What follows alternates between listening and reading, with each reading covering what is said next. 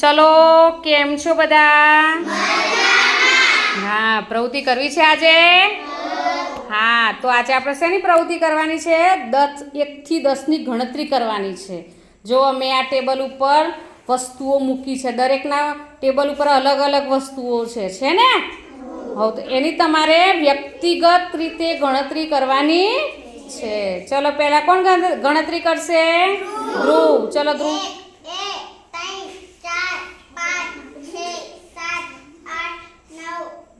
ખૂબ સરસ. હવે કોનો વારો આવ્યો? યામિની. ખૂબ સરસ.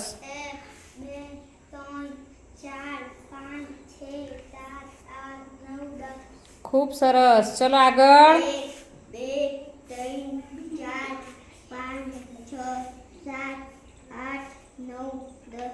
સરસ. ચલો આગળ સુહાનભાઈ. 1 2 3 4 5 6 7 8 9 10. સરસ. ચલો કોનો વારો? 3 4 5 6 7 8 9 10. ખૂબ સરસ. ચલો બધાએ 1 થી 10 સુધીની ગણતરી કરી છે ને? હા, સરસ રીતે ગણતરી કરી છે તમે.